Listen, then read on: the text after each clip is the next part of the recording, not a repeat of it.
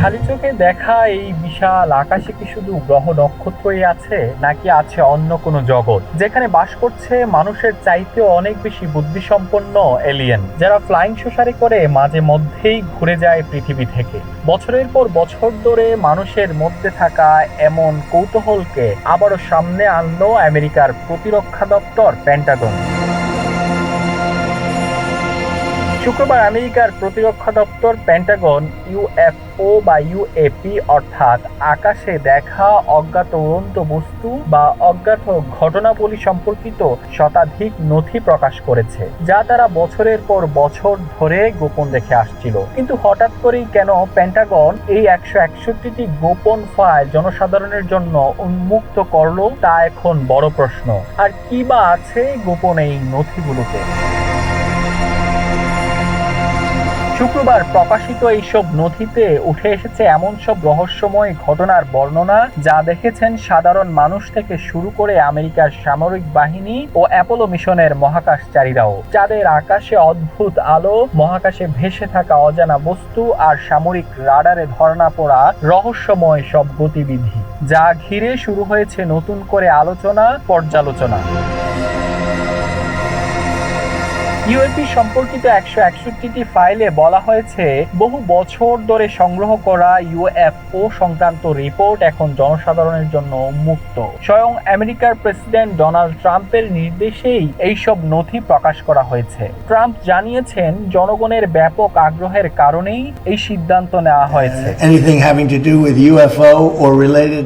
নথিগুলোতে রয়েছে অ্যাপোলো মিশনের মহাকাশচারীদের চাঁদে দেখা কিছু রহস্যময় ঘটনার বিবরণ। অ্যাপোলো 11-এর বাজ অলড্রিন এক সাক্ষাৎকারে জানান তিনি যাত্রাপথে অদ্ভুত কিছু আলোর দেখা পেয়েছিলেন, যা পরে লেজার বা প্রাকৃতিক উৎস হতে পারে বলে ধারণা করা হয়।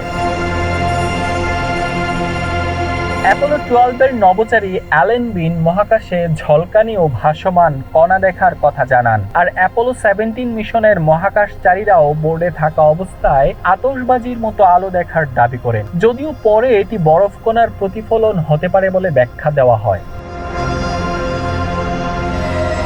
আরেকটি গুরুত্বপূর্ণ নথিতে 1965 সালের জিমিনি 7 মিশনের অডিও রেকর্ডিং রয়েছে, যেখানে মহাকাশচারী ফ্র্যাঙ্ক বোরম্যান একটি অজানা বস্তু এবং অসংখ্য ক্ষুদ্র কণার মতো কিছু দেখার কথা জানান।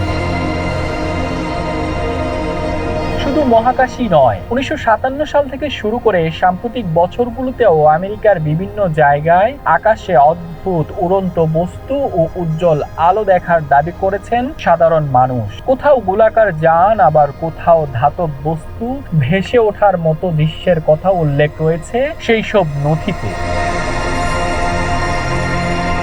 নথিতে আরো উল্লেখ আছে 1957 সালে একজন ব্যক্তি এফবিআইকে জানান তিনি একটি বড় গোলাকার বস্তু মাটি থেকে উড়ে যেতে দেখেছেন।